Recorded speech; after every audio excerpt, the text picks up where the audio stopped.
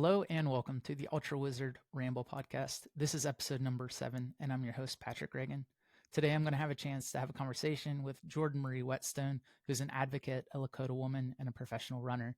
Jordan tells stories through cinematography, and I got to know her in 2022 at the Western States Endurance Run. She does tons of work with the company Rising Hearts, who you're going to hear a ton about on the podcast today. I hope you enjoy our conversation.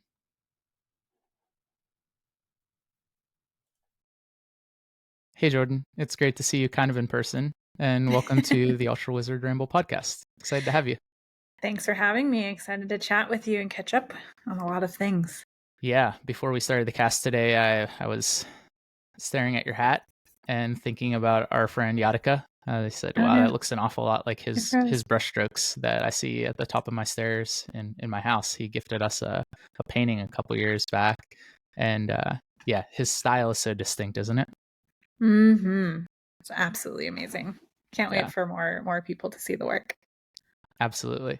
Well, hey, I'm excited to get into everything you today. I mean, this cast is going to showcase you as a person. I mean, I think of you as just a wonderful person I've met a few times out at the Western States Endurance Run. We've had a chance to share a bunch of meals and dinners and that sort of thing with our mutual friends at Goo Energy Labs, and get to know you, your wonderful husband, your young boy. So it's great to have you on, and we're excited to just hear all about you.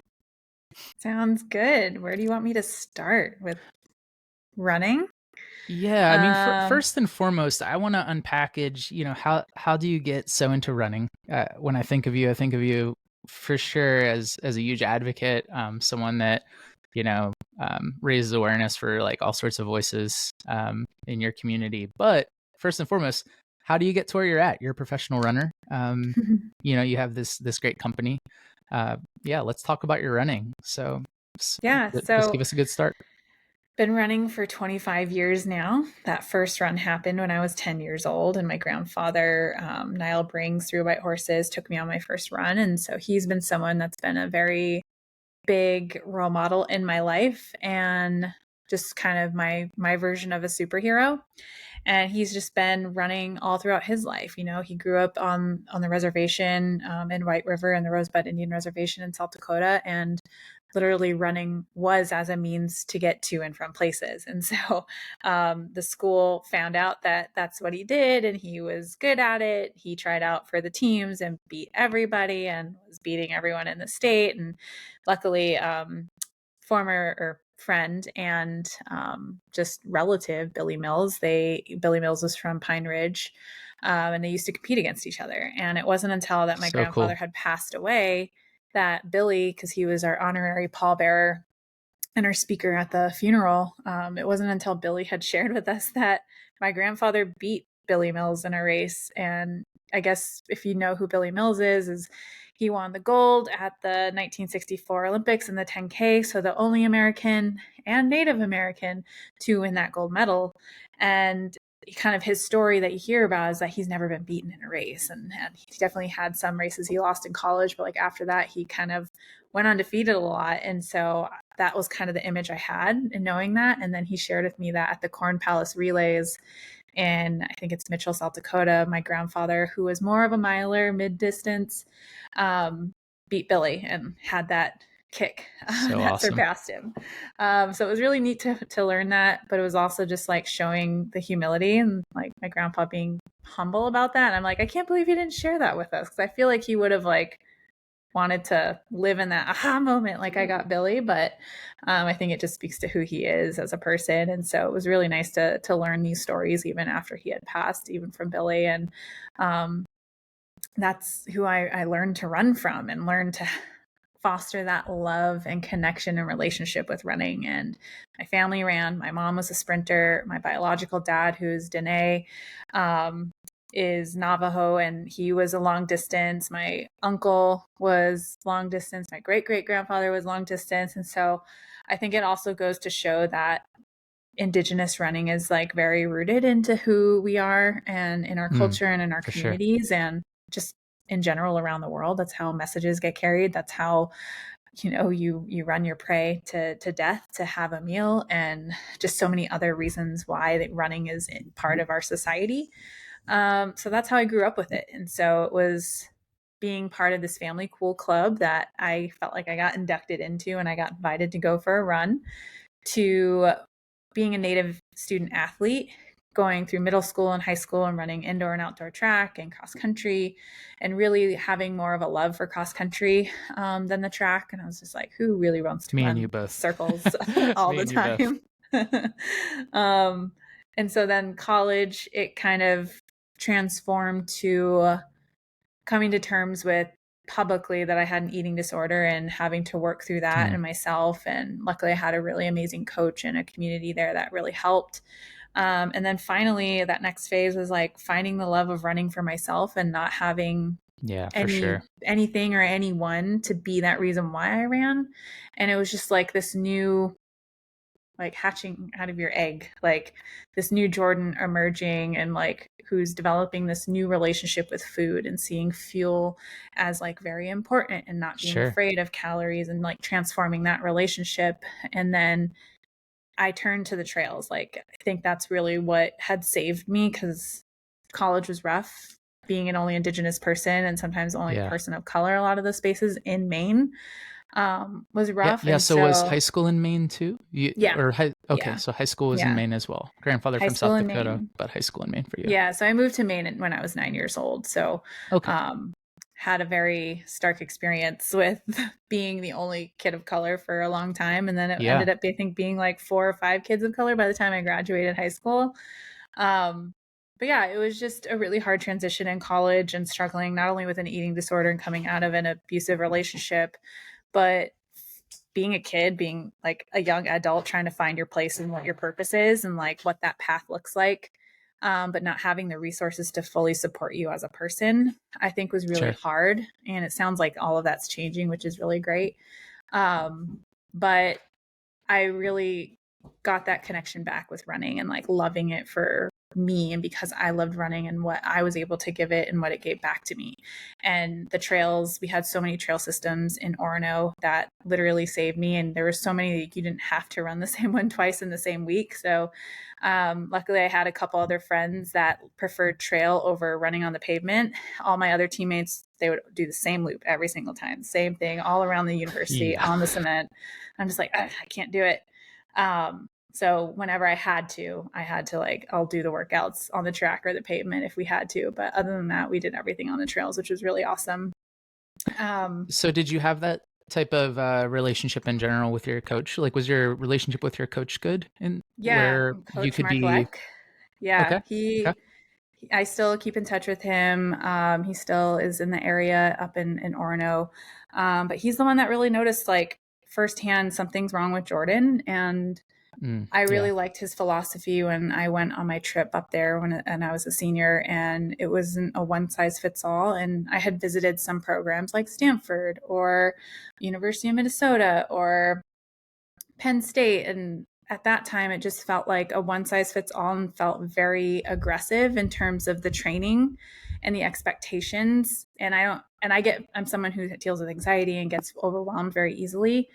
And I like Coach Leck's philosophy because it was very individualized while having one goal for the whole team, but very individualized, and recognizing and taking the time to recognize what your strengths are, but also what your weaknesses, and how can we tweak that, and how can that contribute to the overall goal as a team of performing well together.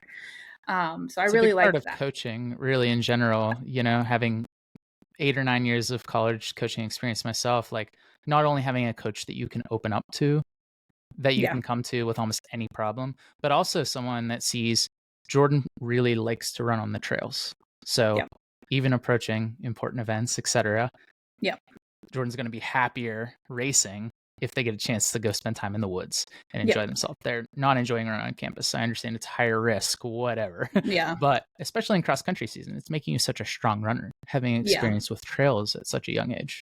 Yeah, I loved it. And eventually he ended up giving 2 options for every workout, almost, of like, okay, if you want to do it on the trails, like you can do it on the trails, or at least do it on the like like the dirt, like very compacted because they were doing a lot of renovations to some part of the campus, but you can at least kind of do it like on these forest roads, not to cement. So that way it could kind of simulate being more on flatter ground or something. But yeah, there was definitely the same like two groups that would split off, like, hey, we're going out in the woods and you guys can be out in the sun on the track, on the hot track, or on the cement or whatever. So that's kind of like how he formulated that. But I just really appreciated that he was someone that we all joked around with. Like we all played pranks on him. We all could tell him anything, talk about periods, talk about anything with him. And he was just like, and you could tell he was like, oh my gosh, I have to hear this again. But he wasn't embarrassed by it. He wasn't shy or anything, but he really took notice to when someone was struggling with something. And so he saw that in me and he saw that in a handful of other athletes during that time and even after. And I really appreciated that. And then he would cater your introduction back into training very slowly. Sometimes it had to teach you patience because you're like, no, I feel good, I'm ready. But he's like, nope, not yet. And so like kind of him putting his foot down. Which is really uncommon as well. I feel especially like. Were you at the Division I level? Yeah. Okay, so I feel as though, especially at the Division I level, there's a timetable that which some coaches abide by, and not all do, right? Like some are very sensitive to the athlete's needs, but some are thinking, we need to win this season. I need this important piece to the puzzle back, not thinking of runners as individuals. And I would always rather lose a race or not make a championship season and see a runner happier when they leave the program when they started and like able to continue running as well. Yeah. That's a skill set as a coach for sure. For sure. And sadly he retired. I wish he was still coaching so other runners can like experience him and his quirkiness. But yeah, he also like really fostered your ideas to want to try something new. So like in high school, I really tried to focus on the mile and the 2 mile. And then I got thrown in every relay possible because it was about points in high school. Yeah, sure. So I was doing like 4 events every single time. But I was like, man, I really miss the mile. And I kind of, when I went into freshman year into sophomore, I kind of gravitated back to like being more 5K, 10K. And I was just like, man, I really miss the mile. I felt like I didn't give or get out enough of like being a more fast twitch runner. And so like once I got healthy and got into a better place, it wasn't until like the end of junior year into senior year, and I had a 5th year too, super senior year, because I redshirted. He let me go back into like trying the mile, trying the 800, and like, ooh, that's awesome. Definitely was benefiting my 5K. But I was breaking these personal bests and having to like set these new goals for myself. And I was able to place and like medal for like the 1500 and the mile, and was on the DMR relay and ran the 1200 and like jumping in the 1000 and the 800. And I'm just like, I feel like no coach, or at least other places I found, they like want you to kind of just stay in your lane of what they think you're going to be good at. Yeah, for sure. And see a progression towards, well, maybe their freshman year, they were a 1500 3K specialist. They've moved up. They're really good at the 5K, 10K. They can score us big points. But what happens when your desire shifts, right? Yeah. And you're like, I might not be as good right now, but I'm more excited about maybe running the 1500 again, right? Yeah. Yeah. And it was so much fun. And I think it brought back like the love and joy back into just running and training. And so it became more focused on the 1500 and the 3K. And it wasn't until like after college that I started shifting back into like 10K, half marathon. And like, I'm kind of glad I did, because I feel like if I had only focused on the 5K, 10K for the rest of college, I feel like I would have been kind of burned out on like longer distance and having to do 25 laps on a track. Like that, I found that to be so boring. I never wanted to run a 5K again. I had a great relationship with my college coach. He's been one of my best friends for a long time. And, it's a situation that I don't care to run 12 and a half laps again on the track, or even 25 for that matter. I'd had my fill of that sort of running as well. So you find yourself post-collegiately then becoming directly more interested in the trails, or a mixture of trails and like half marathon road? So I became more focused on road for a couple of years.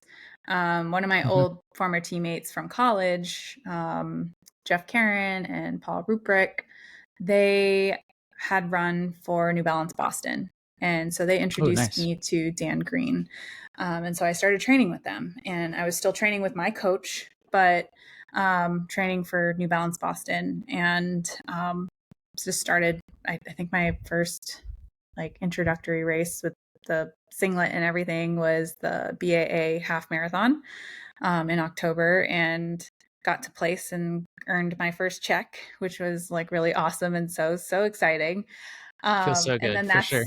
that's when that relationship with Suzanne Walmsley of the BAA began, and what eventually led with like collaborating with Rising Hearts and bringing more Indigenous runners to that space. But cool. it just led me to a whole bunch of people within like the race directing, like coordinating side of things. And so really established those relationships that have continued to now, like over 15 years later.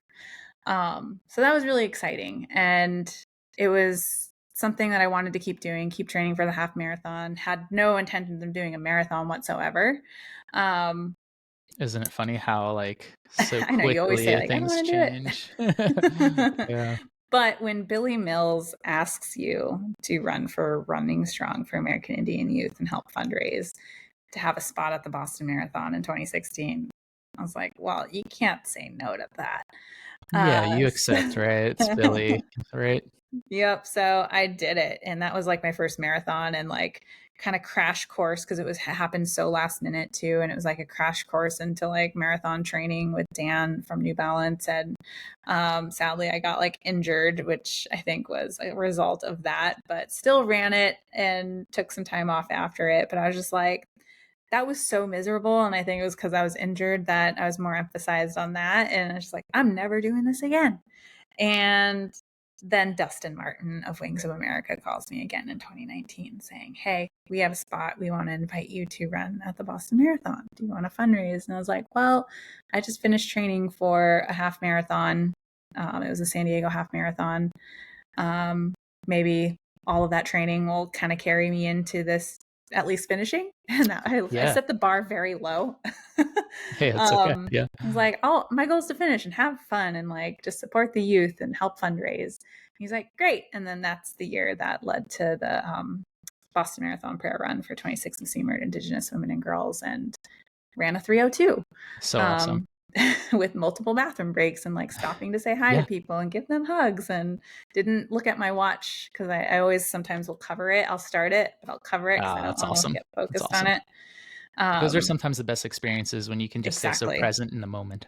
Exactly. And like, even though I was injured in 2016 at Boston, it was still such an incredible experience to be surrounded by so many people cheering you on, and the camaraderie and all of that. Despite how I felt, it was really neat to be part of, and just a fun experience.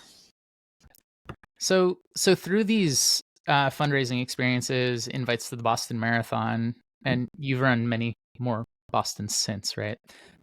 You've started to develop some relationships that have led to just great connections in the running industry. Tell me about what the bridge was like between that second experience and not only your relationship with the Boston Marathon, but how you then become, so dedicated to Rising Hearts, etc. So Jordan the runner has been primarily my identity my whole life. And in 8th grade, my dream was to become an advocate and work in DC and advocate for Indigenous peoples and help make things better. But I wanted to do it like more behind the scenes, not be visible, not be on a soapbox, not doing these big things. And that dream came true to go to DC eventually. After a couple of years training with Boston and training with my coach after I graduated, I got to move to DC and got to really focus on a lot of advocacy. And the running at that time, I was running with DC Pacers and working cool. my nonprofit job. Yeah.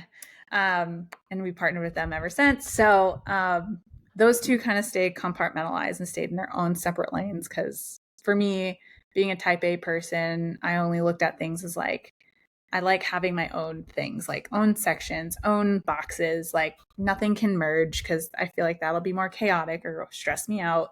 So running always stayed separate from the advocacy for a little while. And in 2016, even with that run for Billy Mills and running strong for American Indian youth, I still didn't look at that as like, oh, this is when things can start merging together. It was still separate. I still had my goals for training and running and the things that I wanted to accomplish. But over time, starting in 2016, the fight against to protect the Missouri River and Standing Rock and their efforts to shut down the Dakota Access Pipeline was happening simultaneously. And it got to a point where I couldn't ignore it.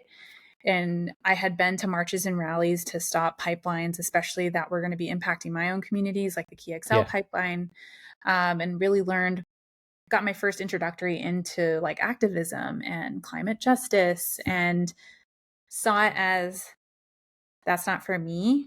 I'm going to show up, and I'll show up with my signs, or I'll help volunteer. I don't want to be that organizer or that activist that is behind the bullhorn or anything like that. Right. You haven't thought about yourself in that is just not what I was. And I'm an introvert, and even talking on podcasts, it sounds like it could be easy for me, but it's still like nerve wracking.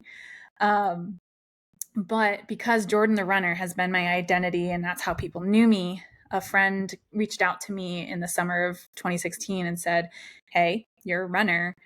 The Standing Rock youth are running over 2,000 miles to protest this pipeline and to bring a petition to President Barack Obama. So you should do something for them. And I was like, what?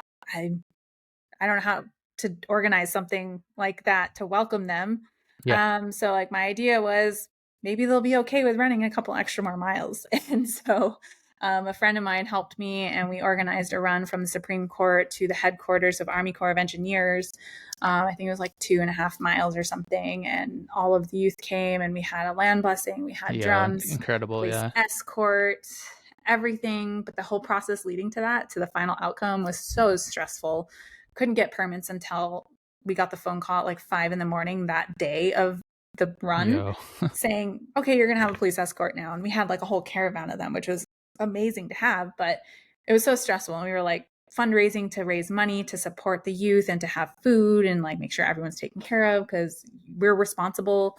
And I'm just like, I can't operate in this kind of like atmosphere. And so sorry, my husband's pizza's beeping. And so day went great. My friend asked me, when are we doing this again? And I'm like, I'm never doing this again. Like, that was beyond stressful. I don't like it. I can't handle the craziness, the long hours, the lots of phone calls, the planning. And then 2 weeks later, well, that week, my grandfather had died.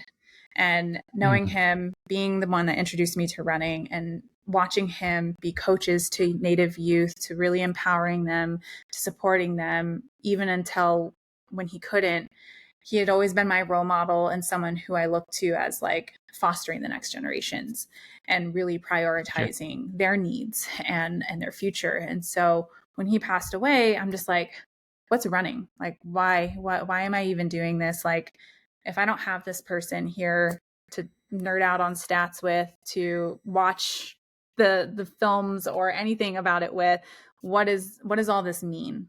And simultaneously, as I'm grieving in South Dakota, and we had just laid him to rest, the youth are on TV and they're on Facebook Live being attacked by dogs, in a very similar situation that we saw during the civil rights movement. And some of these youth, I still was connecting with. 60 years later, 50 years later. Right? I know. Just a repeat. And some of them were my family members too. And so I'm just like, man, what am I doing? What am I not doing? What else can I be doing? And then I kind of just had this moment of like, maybe instead of going into this slump and this depression and giving up on running, how about I try and use it to give back to the youth and to honor my grandfather's legacy. Yeah. So now you're channeling your running into this, amazingly positive outlet. Yeah. Right. Yes. Putting yourself in a position where you can use your platform that you've built with your running as a vessel to stay motivated to do new and awesome things.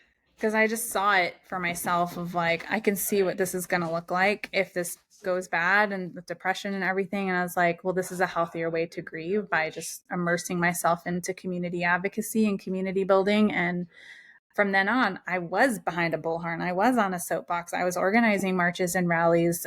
We organized 200,000 people to come to DC for the People's Climate March, and really just prioritizing all of these amazing things. And that's where the merge, the braid, the intersection of advocacy really kind of just spilled over into my running and work life. And it's like kind of chaotic, and but it made sense. It gave purpose and meaning as to why I'm doing anything that I'm doing in this life. And so running just kind of took on more of a way as a means to communicate what's going on and to bring people together through movement. And that introduced me to being part of other prayer runs to protect Oak Flat or to protect Bears Ears, being led by other Indigenous leaders and runners, and learning more about prayer runs and how to do them in a respectful way, but also make it authentic to yourself and have meaning for it.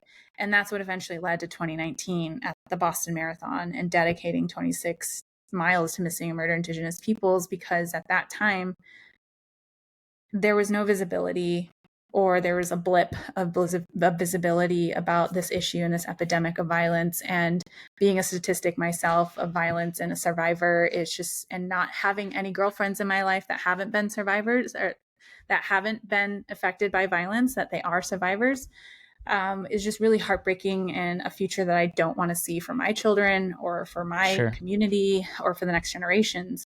And so it kind of was just like the last straw. And like, if all of this community organizing, not only about climate justice, but even as it intersects with this epidemic,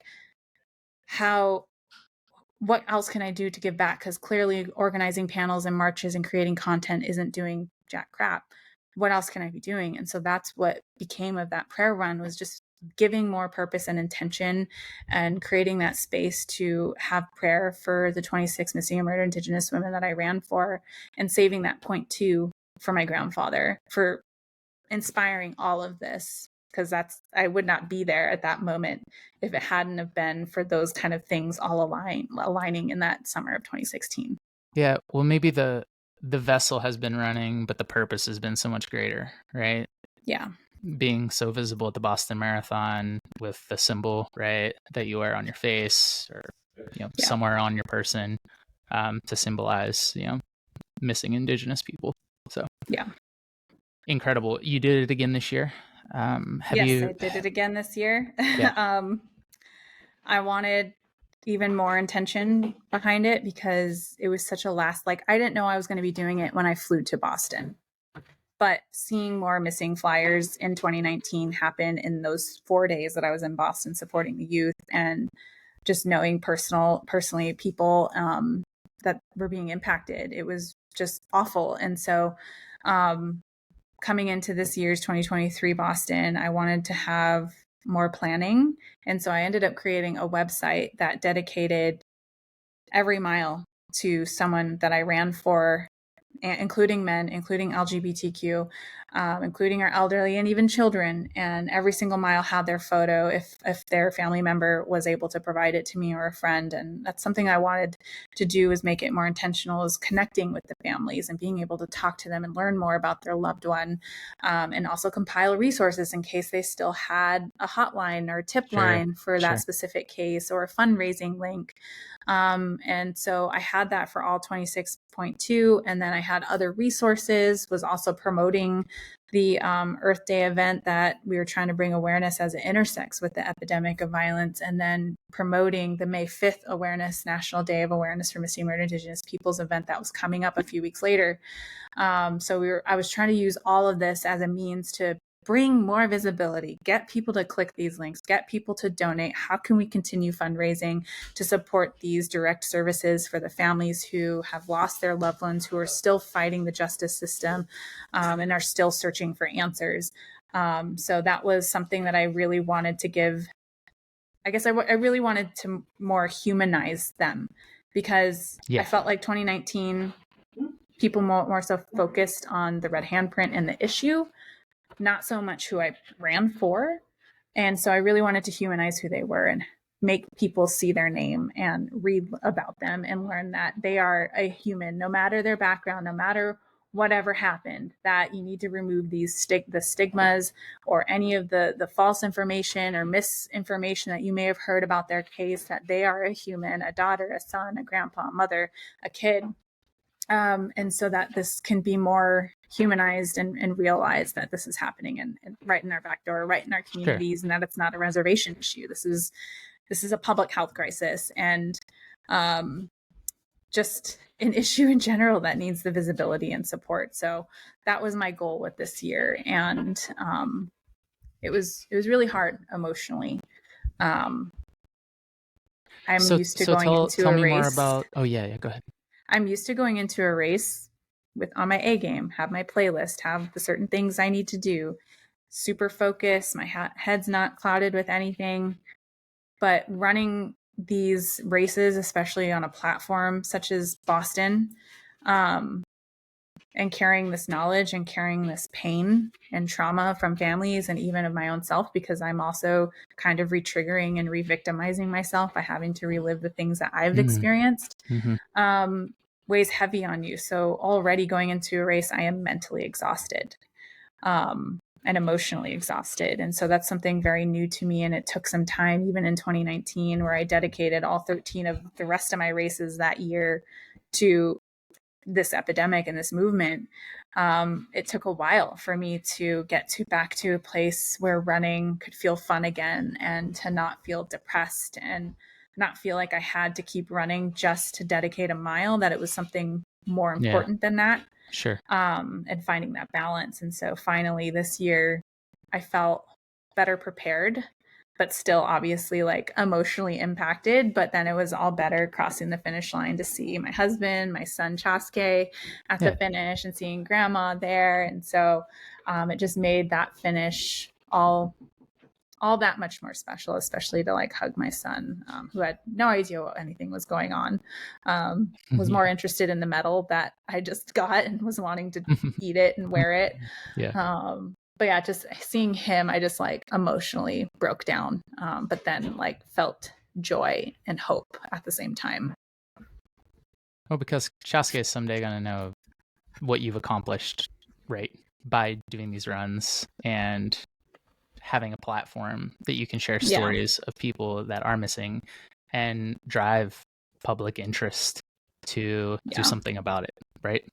Yeah. And I mean, he's already been to some of our prayer runs and like our community events. And that's something that's really important to me, is for him to be part of this very early on, to know that like this is normal, but also bringing him to the moments where we're celebrating. Because I don't ever want him to only see being an Indigenous person as always coming from a disadvantage and always coming from trauma, that we also are coming from these amazing, beautiful, and resilient moments. And so that's why it was really special to bring him to Western States in 2022. He was only 5 months old, not even 5 months old yet.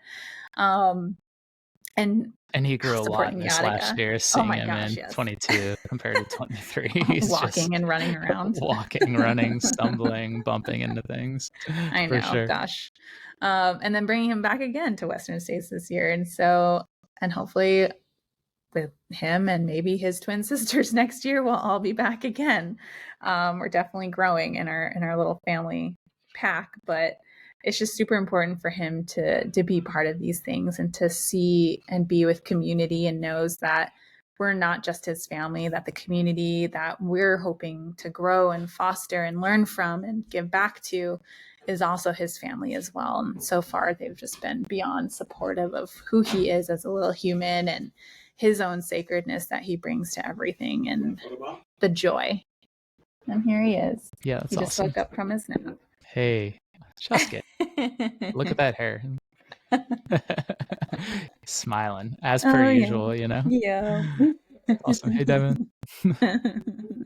So we had a chance to meet for the first time through our mutual friend, Yatika Starfield's wonderful painter, activist. You know, our conversation reminds me a little bit about his involvement at Standing Rock and how he was so drawn as well. How did you two initially meet? Did you meet at Standing Rock? No, I met him virtually, and that was the first time I got to meet him in real life was at Western States. But I Okay. knew of him, in Indian country is really small. And I met him through Dustin. And then was it October of 2021 when the Boston Marathon was on Indigenous Peoples Day? We were working with the BAA on that effort on that side of things, but I sadly couldn't come. I was going to run, but I was very much pregnant and had to back out last minute. But that was where I got to work with Yatika a little bit because he was making that beautiful Indigenous peoples mural of all Indigenous peoples that have finished the Boston Marathon. And he had used my photo from the 2019 Boston Marathon with the red handprint. So I got to learn from him from then and learn more about who he is and what he does. There was another project with Faith Briggs that she was working on and brought a bunch of Black and Indigenous runners and advocates to this platform for the special project. And I really hope it continues. But I know she's also very much pregnant, potentially may have already had her baby. But she also kind of brought us together and I got to learn more about him. But it wasn't until 2022 where we, gave him the entry, the GU and Rising Hearts entry to Western States, where I got to meet him for the first time. So it was really exciting. And you like fangirl or whatever, because I'm just like, I know all about you from the internet, and now I get to learn more about you in person and like actually really get to know you. He's just super sweet and humble and caring and attentive and just really knowledgeable in so many different things and has had such an incredible life experience. So it's just been really great to have that kinship with him and with everyone that we brought together for him. Was just a really incredible experience. Yeah, I felt like we had such a great team out there supporting Yatika and his adventure on this historic run. It was more special than just a run for him, right? This was the first land acknowledgement in that region. Mm-hmm. As we get into Yatika's film and then Callie's film and our discussion about, Western States and why it has been so important to tell those stories there. Tell us more about Rising Hearts as we head into it. Like, how did you become involved with GU Energy Labs, and how did you begin to the selection process for selecting athletes to run at the race? So Rising Hearts began in January of 2017. And so as I was becoming an advocate and speaking on soapboxes and bringing awareness to Standing Rock, I noticed a lack of representation of Indigenous community organizers. And there were other advocate groups and nonprofits, NGOs that were like organizing for Standing Rock, but didn't really include Indigenous voices part of those platforms. And so Rising Hearts really started out as just a grassroots community organizing group and bringing Indigenous peoples and co-creating these coalitions that we developed and working with other advocacy groups. And so that's how we got started. We were primarily only focused on marches and panels and fundraising. Sure. But that all shifted in 2020 when the pandemic happened. Everything went virtual. The murder of Ahmaud Arbery and George Floyd really kind of inspired this way of living and teaching that I was raised with. Mitakuye Yasin, we are all related. And that, to me, is the Indigenous version of what intersectionality is, the Kimberly Crenshaw's theory, that we are all related, that we are all interconnected, and that Indigenous peoples not only protect and support their own, but we're looking holistically at the whole planet, the whole world, and everyone that's part of it. Hi, bud. And so we're going to have some Shasky in here as well. You're going to hear this. But it was something that I wanted Rising Hearts to embody. And so with that came creating these programs, running on Native lands, our Indigenous Wellness Through Movement program, our Running with Purpose Athlete Collective, where we have 33 athlete advocates part of this. And now eventually it's going to have our Rising Hearts storytelling film arm with a new production company called Narrative Shift. And that's what led to this creating intersectional programming. We're still going to prioritize and uplift Native voices as much as we can, but we want to be intentional and purposeful with giving visibility to other underrepresented and marginalized, disenfranchised voices and communities, and really uplift a lot of these social racial justice efforts, because they all intersect with what's happening with the injustice of Indigenous peoples. It may be happening differently, may look a little different, but they're all the inner workings of colonialism and capitalism and systems of oppression and racism and white supremacy. Sure. So I wanted Rising Hearts to be an Indigenous-led organization that really tried to foster that intersectionality and not just be siloed within our own community. So that's where that came, and where all the programs came, and being a runner and trying to intersect running with movement, but also wanting to create a safe space for other potential athlete advocates that are just like me, who use their running and form of movement to communicate something that is incredibly important to them. And how can we bring us together? How can we learn from each other's movement issues? What can we do to support? How can we amplify? But also, how can we push the running and outdoor industries further in improving or maybe revising their already said EDI commitments and efforts. And so what we saw in 2020 was this flock of companies, institutions, including the running industry, wanting to do better because of what happened to George Floyd and Ahmaud Arbery, wanting to improve that and make a more inclusive and diverse space. My only hesitancy with all of that, and where this advocacy and consulting arm came from Rising Hearts in working with the running industry, was how can we make sure that this is not tokenizing? How can we make sure that this isn't just a check in the box? And how can we make sure that this is a safe and supportive environment for now the people that you want to include, which is people of color, which we don't really see that much of? How can we make sure that that's meaningful? And how can we make sure that that support is sustainable beyond just a one-time opportunity? How can we foster these relationships forever? Not to just benefit one person, but a whole community. Absolutely. So that's where, and not just create relationships as a splash for one season in magazines, in your promotions, but actually make it sustainable in the long term and truly diversify and make our industry more inclusive. Collaborative. Like, yeah, definitely. That's what I want to see. Like, I want to move away from this whole issue of like diversity. I just want it to be normalized, because that's absolutely who we are, and that's reflective of the community. And so it's going to take time, I feel like, for that mind shift to switch. But I think that's all part of the work that so many running advocates and running groups and like Running Industry Diversity Coalition and Renew Earth Running and other orgs are doing to really like push those boundaries and have those conversations. So hopefully it just makes a bigger impact, where my son Chaske and our twin daughters and other kids their age are going to see themselves all the time, are going to see more and more people where it's so normalized that it's not even an issue anymore. Not even something that we have to keep pushing for and advocating for. Right. That this should just happen naturally, because that is the palette of the earth. That is the palette of the globe. Like, we are all one family, right? Like, and I think that any industry that is guarded against that has a problem. Yeah. And that's also in creating these programs. It's what we've encountered too. You know, we've encountered those organizations or companies that made all these commitments or voiced all these things during that social unrest in 2020, even to now. But here we are as an advocacy group kind of calling them out. Like, you're not doing this, or you did this once, or you're saying this, but you're not doing this, or you're taking the free education and not compensating these people, or I don't know, just like really kind of calling them out, but doing it in a way where we're like, we're here to help you. We're here to help guide these conversations. We're here to help make this a better process, not just for us or for what we're currently doing, but for the next people coming up who don't have to experience this, who don't have to feel like they're being traumatized in the process, or feeling like their stories or their voice is being extracted in a negative way. So that's also like a lot of other work that we're doing.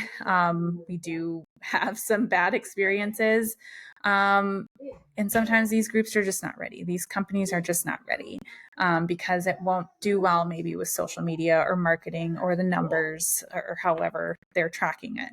Sure. And sometimes that did happen. And now I'm seeing 2 years later, now they're doing what they said that we were talking about.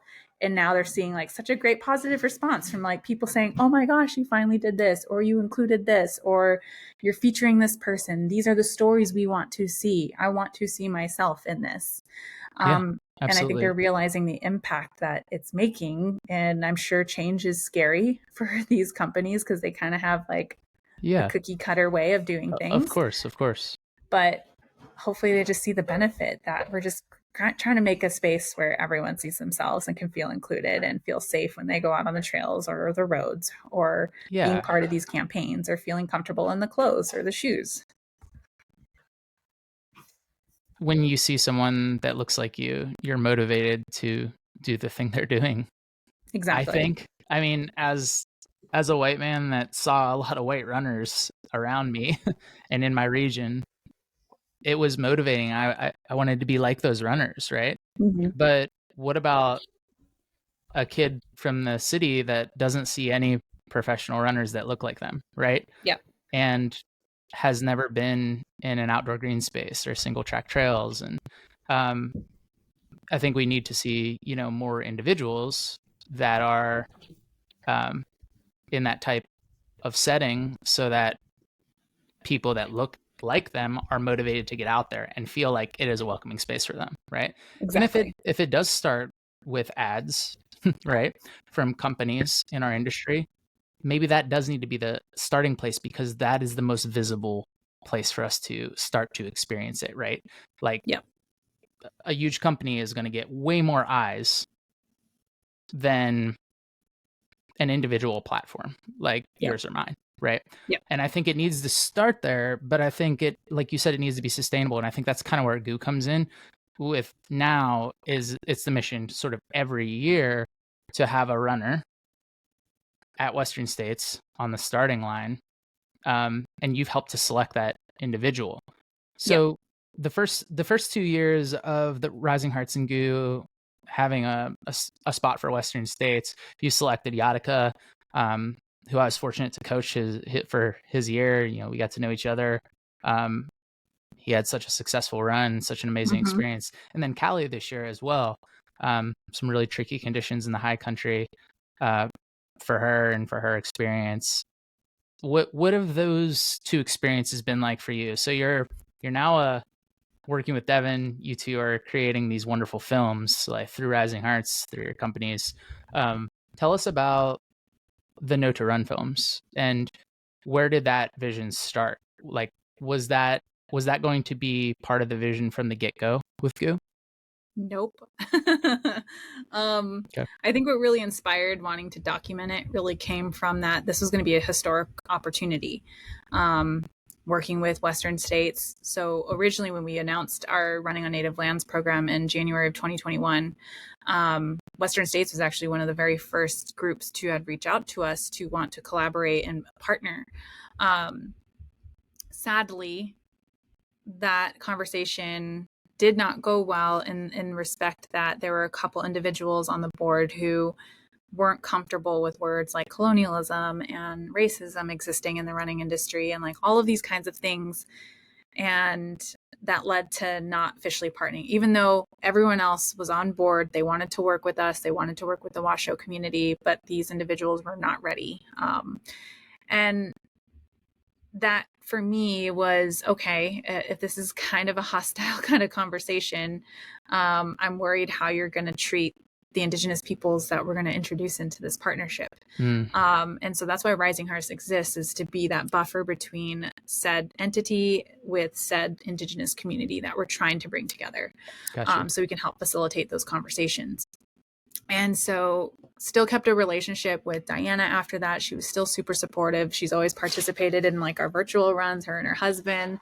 And so I think it just wasn't the right time because at that time, no one knew what a land acknowledgement was, or it was kind of like an iffy, unsettling or uncertain thing.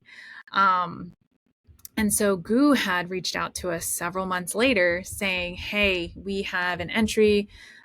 Magda was also on the board. So she was part of those very first conversations. And so since she's with GU, she was working with Celia to try and see who can fill this spot. And she immediately thought of Rising Hearts. So all of this really is thanks to Magda's, support and advocacy and just love of Rising Hearts and what we do, which led to Celia reaching out to me, and we're like, okay, luckily we had like a week to try and find who was going to fill that spot. So I'd reached out to Dustin Martin of Wings of America, and he was just like, Yatika. Because originally it was going to be Dr. Lydia Jennings, but sadly she had to pull out of Javelina, which was a qualifier race for Western States. So then last minute we had to like figure out what we were going to do. And so Yatika had finished the Ure 100 and a couple other, I think, qualifier races at that time. And so I reached out to him and he was like, yes. So we were all on board. And then we finally connected with the Washoe community, Herman and Daryl. And Herman did the first land acknowledgement, right? Yeah. Herman did the first land blessing at Western States in 2022, did a cultural presentation. We got to plan for the Indigenous Runners panel. And so just a lot. And then Yatika made the first ever official Western States poster of the Washoe lands. Herman also gave a land blessing at the training camp too at Forest Hills. And so recognizing as we were planning several months out from race day, it just became more apparent to me that like, we need to document this so people can visually see what it means to not only have a land blessing and what that means, but also what it means to foster collaboration and community in meaningful ways, and not just a check in the box, not just free gear or not just a free entry.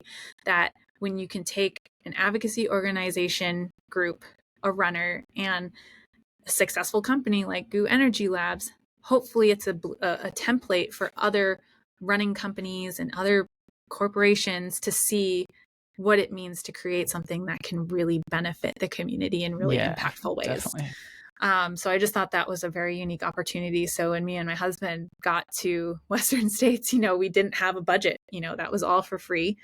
And it was kind of like figuring it out as we went, hoping we had enough, because normally you would want to film your person, your talent, like before the big day and like get pickup shots and do pre-interviews and like all of these things. And so that whole film that you see, the 10 minutes, was all from that 1 week that we were at Western States. So it came out so beautifully. And Yatika being kind of the center of the spider web, connecting everyone together and helping to convey this message through his art and through his run, and bringing such amazing people like Lydia and his partner Haley and Craig and Brian and all of these just amazing individuals together for such an important common like purpose of representation, of education. And so that's what inspired No to Run, and why I called it that is I feel like when we're running, sometimes we're just running to run. And now that we're starting to see running with purpose more and advocacy, I feel like there's more knowledge that can be shared through running and how it can inform us and gain new perspectives and insights as to how we connect with the lands, how we view the lands, who the first peoples were there, or who's being impacted by such and such. Like, there's just so much knowledge out there that can inform how we run, rather than just looking at it as like, I'm just going to go to my favorite trail and run. There might be some historical knowledge, part of that trail, part of that area that you may not know about. And so that's what No to Run is really hoping to inspire, is to bring this knowledge out there, to show the creativity, to show the advocacy, to show the passion, and to show even the hardships, because that whole thing was not easy, not just to document, but some of those conversations were really hard. And we had to kind of convince that this can be a successful thing, which led into year 2 with Callie now. Callie being the runner for Western States, and getting Western States to actually reach back out to us and say, we're ready. And I think that's took awesome. Yeah, them great. Witnessing it all, because GU was like our foot in the door, and to like get the first land acknowledgement in the door, even though it wasn't organized by Western States, we were able to maneuver that. And GU was really, really passionate about making it happen. So since they were an official sponsor of the race, I think they had more backing to make sure that it could happen. And Magda's really believed in the project, right? Oh, yes. And being so involved at Western States, former Yes. winner on the board. I think the relationship makes so much sense, right? Yes. And I'm someone who doesn't just give up and close the book on something just because it didn't have a good first experience. I'm someone who's always willing to people can learn, or people have to witness or experience it themselves to maybe understand. And so I think them witnessing the land blessing and all of what we were creating and doing made them more comfortable. And I wish it didn't have to go to that extreme for them to have to witness it to be like, oh, it's not a bad thing at all. This is really great. But sometimes it's going to have to take that. And so I'm just really grateful that it all went beautifully and led into year 2 and got to screen Yatika's film at Western States and introduce the trailer, the teaser for Callie. What an awesome experience seeing it, for sure. Oh my gosh. We've seen that movie so many times, and we still tear up every single time. To see him going through so many hardships during the race, on a day that was quite warm to pop out of, the problems he was having. I mean, to see it real time was amazing. But you and Devin's work, I mean, I encourage anyone to see the, Know to Run Yatika Starfield's kind of story. And the film was really special this year to reflect on it a year later and say, wow, it's not just that there was this one-time film, but now we're telling Callie's story. Now you're telling story from a totally different perspective. Yes. And with her story, we would love for her to have finished. But I think that's also something really important where people have this idea or narrative about running and competing is you have to finish. And I've definitely not finished races. Maybe those aren't our most talked about and the ones that we don't like to reflect on. But I also think it shows that this happens and we do need to show it. A run sometimes doesn't go successful and go our way. And like you said, with all the elements that Callie had to deal with, sadly, she couldn't meet those time cutoffs, but she went right back into her happy, super positive self and was cheering on her partner, Scott, who was still running, showed up with pizza and was just the biggest cheerleader ever. And she's such an advocate for body positivity. And that's another reason why we chose her to represent this entry, to represent Rising Hearts and GU, is because she's trying to bring that body positivity to the running industry to make sure that all bodies are being reflected. And just her inspiring journey, her own health journey, was just really incredible to learn more about personally. And so we're hoping that we can do justice and do a good job in reflecting all of that in her film. But that's just another example of her story, but also this continuation of what this kinship looks like with community, with the Washoe community. Now that we got to include the Nisenan voice in the community in this episode 2 now, because they were missing from episode 1, and then our work with GU in Western States. And so we're now planning for year 3 and trying to find who our runner's going to be and doing a bunch of debriefing calls already. But yeah, things will start going into full swing probably November, December in terms of planning. That's awesome. I'm super happy to hear that the project will continue. I guess project is a word that has an ending, by definition, but that the relationship's going to continue, that you're going to get to continue to make awesome films and highlight stories of Indigenous peoples at Western States. It's incredible. So you have year 3 coming up. It's going to be Know to Run. You're going to stick on this path, I guess. When is Callie's film going to debut? Are there places that people can see it online that we're going to be able to, link in the bio here? So definitely it won't be ready yet. Maybe by the end of the year. We were kind of maybe toying with the idea of premiering it at Western States. Okay. But we also have our partnership with GU and the next gel flavor, and what that may look like. And so that might happen in the early 2024. So we might do what we did with Yatika, where we premiered the new raspberry lemonade flavor on March 1st, and then we premiered his story on March 2nd to support the campaign. So we might do that, but if anything, maybe at the end of the year. Okay, TBD. So we'll know But here. you can go to risinghearts.org/know to run to learn more about the project Know to Run. You can see Yatika's film and you can see the teaser that we have of Callie. Perfect. That's what we're looking for. We're definitely going to put that down in the show notes so that everyone can check it out. What's coming up in the future for you? Do we have any other topics we want to really chat about today? Like, I think now is a good time to talk about the future of what things hold in the cinematography world for you with your activism in general. What kind of goals do you have in the back half of the year here? So one, I'm pregnant right now, so with twins, and running has very much changed for me. Sadly, it hasn't been an easy pregnancy. Running has been almost non-existent, and finally in a place now where I can start doing movement more. But yeah, it's just trying to get through this pregnancy healthy and hopefully be able to get back to running postpartum. I was able to after Chaske after 5 weeks and started out with like 2 or 3 miles every other day. Awesome.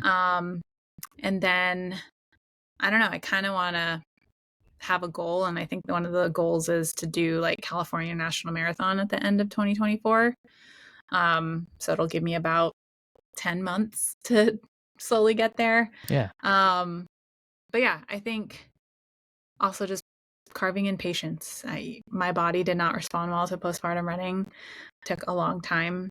Training took way much longer than I anticipated. I was like, well, I've been running for 25 years. Like, it should be easy to get right back into running, like it is for some people that you see on Instagram or some of the pro athletes. And just my mind wanted to go, but my body was like, nope, we're not ready yet. So forced that patience on me even more. But yeah, I think that's just a goal, is to do CIM, and hopefully just get back to running and having it feel good, and then having our projects continue. We're going to be launching our production company fairly soon, and so Rising Hearts is going to be the storytelling arm within that production company to kind of focus on like community, racial, social justice type stories. So yeah, we're really excited for that. And this company that really is going to focus more on creating a more equitable process in the film industry, as we're seeing with all of the strikes and everything that's happening and some of the negativity that's coming out of it. We really want to be a production company that prioritizes the health and well-being of not only the crew, but the people whose voices that we're telling, whether it's commercial or narrative or not. And we want to be a company that works with clients and other brands or companies that want to have the same priorities as us. So we have a pledge that we're developing, hoping that they'll take the pledge with us and commit to some of these pledges, giving back to climate, land back efforts, supporting community that way. But I think for Rising Hearts, participation of it is just finding more stories to tell, not just Indigenous, and making sure that we're creating that visual environment of really seeing ourselves in these spaces. That's awesome. Well, Jordan, thank you so much. Where can people find you and more information about yourself, about Rising Hearts? We'll definitely put this in the show notes as well, but tell us a little bit about your platform. Yeah, so you can find me on Instagram at native_in_LA. You can find Rising Hearts on Instagram at rising_hearts, and risinghearts.org and jordanmariedaniel.com. Awesome, Jordan. Thanks so much for the conversation today. And I hope we can have another one of these after your next film, your next premiere. I'm sure you and Devin are going to have so many amazing projects coming up. Yeah, Wopi Latanka, many thanks for having me. Thank you. I hope you enjoyed my conversation with Jordan today as much as I did. It was great to hear more about the Rising Hearts organization and the cinematography projects that both Devin and Jordan are working on together.